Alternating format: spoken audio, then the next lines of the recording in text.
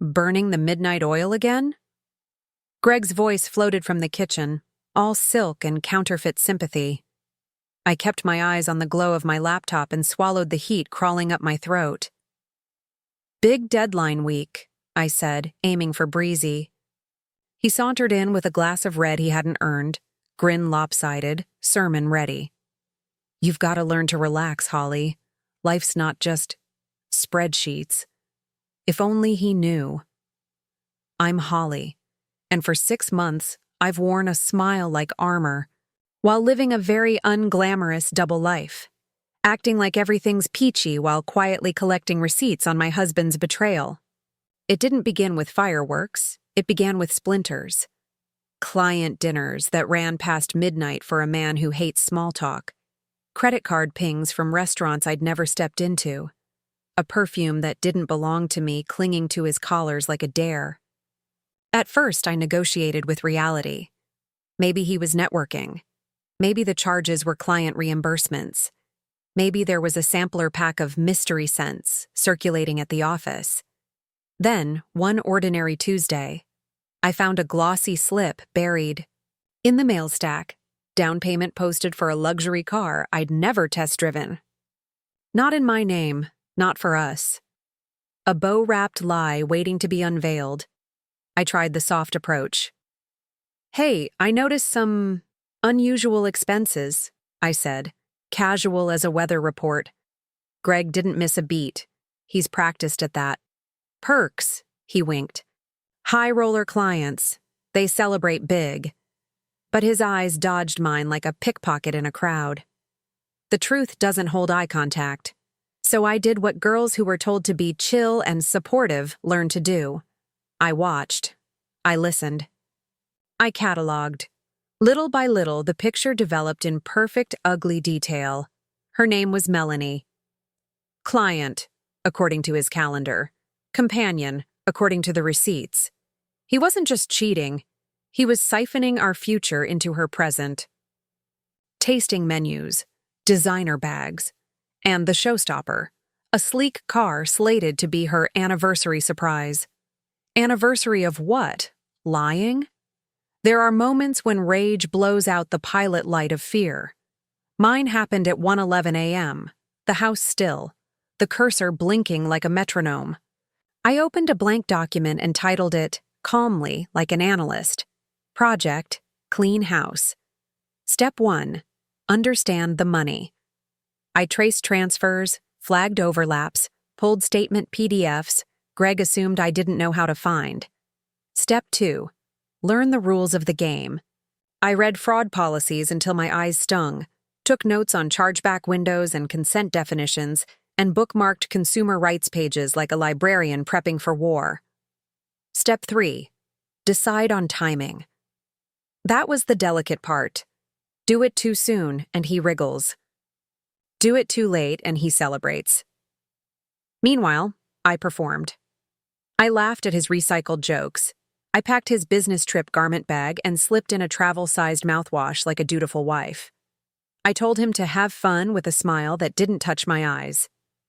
He came home smelling like a cologne I hadn't bought, thumbs dancing on his phone like he was 16 again, and I memorized the rhythm. I became a mirror, reflecting what he wanted to see while recording everything he didn't. One evening, fate handed me a thread. His phone lit on the counter, a preview flashing before the screen dimmed. Can't wait for the surprise you promised. M. The word surprise rang like a bell tower. I pictured a showroom, a bow, a smug grin. That was the first time my heart didn't sink. It steadied. I started making calls, my voice sugar-coated and precise. Hi, I'm reviewing a transaction and just need some details for our records. The dealership clerk was happy to help a woman who sounded organized and a little overwhelmed. When I hung up, I had dates, amounts, VIN, and, beautifully, documentation listing Greg alone on the paperwork, despite joint funds. A loophole shaped like justice. Then the bank. I believe our account's been compromised, I told the fraud department, polite but firm. There's a high-value transaction I didn't authorize. They flagged it, opened a case file, and walked me through the next checkpoints. Every new reference number felt like a stitch tightening. At home, Greg kept rehearsing his part. He checked his watch. He smiled at nothing. He lowered his voice for calls that weren't business and used the word babe like currency he could print at will. And still, I matched his energy with nods and mm-hms, choosing my battlefield with the patience of a surgeon. The plan needed one more ingredient, the perfect stage. As if on cue, Greg proposed it himself. "How about we do something special?" "For our anniversary," he said, eyes bright with counterfeit romance. "Dinner, your favorite place." My cheeks remembered how to curve. "That sounds wonderful," I said, tasting iron. The same restaurant he loved to parade Melanie through. How efficient of him. He wanted cover. He handed me spotlight. That night, while he was meeting a client, I finalized my checklist.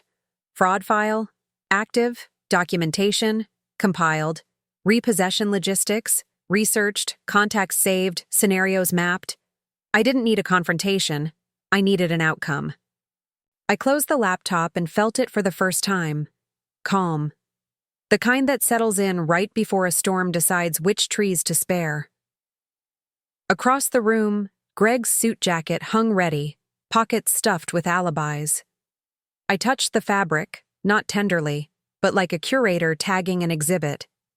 Evidence A. In the reflection of the dark window, I caught my own face. Steady, unblinking. I wasn't the woman begging for truth anymore. I was the woman holding it by the throat. If you're still with me, don't forget to subscribe for more stories like this. We drop new revenge narrations every week. Comment below. What's the smartest first move when you suspect a partner is stealing from you? And if you're enjoying this story, give it a like. It really helps the channel reach more listeners. The anniversary dinner should have been a celebration of years together. Instead, it felt like a staged performance where only one of us knew the script. Greg strutted into the house that evening in a crisp navy suit, roses in one hand, champagne in the other. His grin, practiced, confident, belonged to a man who thought he was untouchable.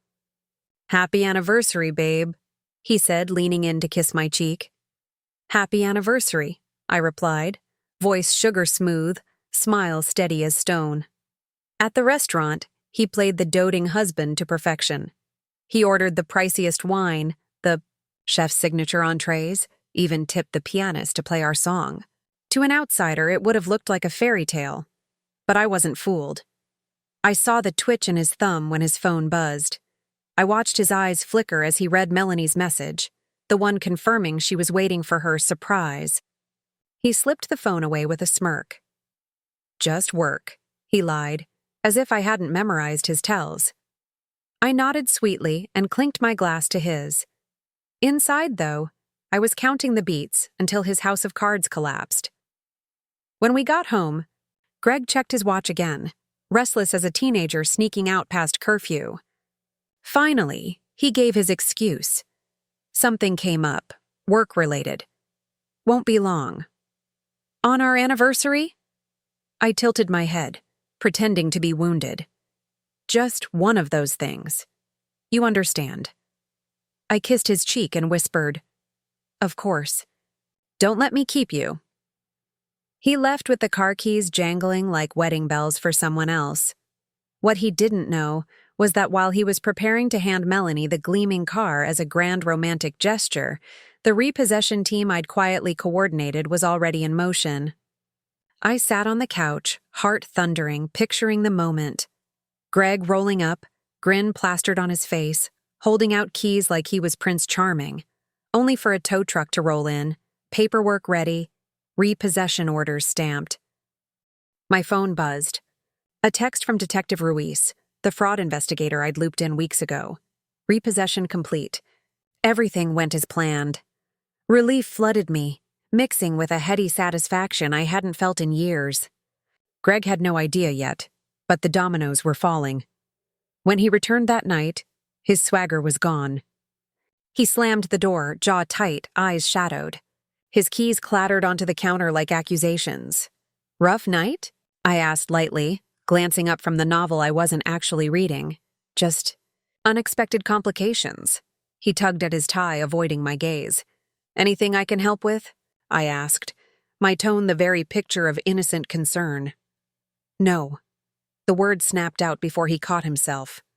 I mean, it's fine. Nothing to worry about. I offered him a sweet smile and turned back to my book, savoring the sound of his silence. For the first time in a long time, I was the one holding the cards. Over the next few days, cracks spiderwebbed through Greg's calm facade. He paced the kitchen on hushed phone calls, muttered curses at his laptop, slammed drawers shut when he thought I wasn't listening. I caught fragments. Melanie furious. The dealership demanding answers. Greg insisting it wasn't his fault. Every word was another thread unraveling his perfect image. At one point, I overheard him hissing into the phone. Just give me time. It's not my fault. These things happen. I told you I'd fix it. His voice cracked under the pressure, and I couldn't stop the small smile tugging at my lips. The investigation was officially underway now. Detective Ruiz kept me updated with steady progress. Fraud flagged, accounts frozen, dealership cooperating fully. Every update was another nail in the coffin Greg had built for himself. One evening, Greg collapsed into the kitchen chair, head in his hands. I swear, Holly, sometimes it feels like the universe is out to get me. I took a slow sip of coffee, masking my smirk. Maybe the universe is just balancing things out. The look he gave me lingered, half suspicion, half dread, but he said nothing. The turning point came fast. Late Saturday, his phone lit up with Melanie's name. He stormed outside to take the call, but his voice carried through the open window. You don't understand. It's not my fault. The dealership says it was fraud. I didn't. His words broke off, Melanie's muffled fury cutting him down. Just give me more time, please. Minutes later, he stormed back inside, face blotched with rage, slamming drawers and yanking clothes into a duffel. What are you doing? I asked from the doorway. Packing, he snapped. Going somewhere? I raised an eyebrow. Don't start, Holly. I don't have time for this. I crossed my arms, watching him shove shirts into the bag. Strange timing, don't you think? Leaving me on our anniversary weekend? He froze, his back to me. Then softer, it's just work. Nothing else. But his shoulders sagged with defeat. For the first time, Greg looked small, cornered, a man running out of lies. And I knew the final act was coming. Don't forget, if you're enjoying this unraveling, hit that like button. It really helps the channel. And tell me in the comments, would you have confronted Greg earlier or played it out like I did? By Monday morning, my phone lit up with a flood of missed calls and desperate voicemails. Holly, call me back, it's urgent. They're saying fraud, but it's not true. You've got to help me fix this. Please, Holly, just pick up. I deleted each one without hesitation, sipping my coffee like it was the sweetest champagne. For once, the silence afterward felt like music. Around noon, the doorbell rang. When I opened it, Greg stood there, creased suit, tie askew, eyes hollowed out by panic. Gone was the confident husband with the smooth grin. What remained was a man stripped bare by his own lies. We need to talk, he pleaded. I leaned against the doorframe, arms crossed. Talk about what, Greg? The car you bought for your mistress? Or the fraud charges stacking against you? His eyes widened, color draining from his face. Holly, I can explain. No need. My voice was calm, firm, final. I know everything. The fake business trips, the fancy dinners, the car you thought I wouldn't notice. I've known for months, he stammered, trying to stitch together excuses, but I cut him off like a scalpel. You used our money to fund your lies. You betrayed me. And now, I stepped back and pointed to a stack of papers on the hall table. Now you pay the price. His gaze dropped to the documents. Divorce papers. His mouth opened, closed, then opened again. Holly, please, we can fix this. I'll pay you back. I'll do whatever it takes. I raised an eyebrow. With what? Your empty promises? Or maybe Melanie will front the money between shopping sprees. The mention of her name made him flinch. That was my proof. The wound was real, and I'd twisted the knife. You want to make amends? I said coolly. Start by signing. You've already lost the car. Next, you'll lose me. And soon, you'll lose every ounce of credibility you thought you had left. For a moment, I thought he might fight, might claw at one last shred of control. But then his shoulders collapsed. He signed. No grand speech, no fight left. Just ink bleeding onto paper like the last breath of a dead marriage. When the door clicked shut behind him, the air in the house shifted. For the first time in years, the silence wasn't suffocating. It was peaceful. Over the next weeks, the pieces of my new life slid into place. My lawyer, Clara, confirmed everything. The house was mine, the account secure, the fraud investigation rolling full speed ahead. With the evidence Detective Ruiz provided, she said, flipping through her files, Greg doesn't stand a chance. He'll be lucky if he avoids jail time. I nodded, feeling something I hadn't in months. Closure. While Greg spiraled, I reclaimed the life he tried to drain from me. I repainted the living room a soft shade of blue, my color, not his. Amanda came over with paint rollers and a bottle of wine, and for the first time, laughter filled the house again. I reconnected with friends Greg had pushed away, hosted dinners, and remembered what it felt like to be surrounded by people who truly cared. Even work returned like an old friend. A former boss called and offered me a consulting project, saying, "We'd love to have you back." I said yes without hesitation. Every contract I signed was a step toward independence Greg had once tried to smother. Then came the call I'd been waiting for. Detective Ruiz's voice was steady, but I could hear the satisfaction underneath. The fraud investigation is complete. Greg has been formally charged.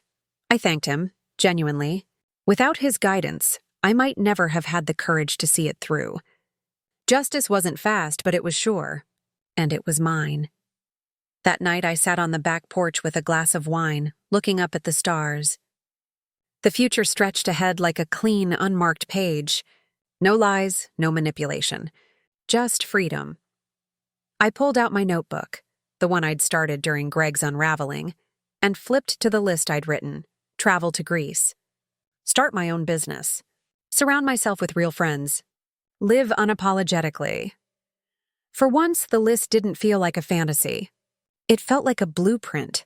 Greg thought he was the master of manipulation. But in the end, he underestimated me. He forgot that patience is its own kind of weapon, and I wielded it perfectly. So here I am, free, rebuilding, stronger than ever. And Greg? He's just a cautionary tale. If you enjoyed this story of betrayal and payback, don't forget to like this video. It really helps the channel grow. Subscribe for more revenge stories every week and drop a comment below. If you were in Holly's shoes, what would your first move have been? Because sometimes the sweetest revenge isn't loud. It's silent, strategic, and final.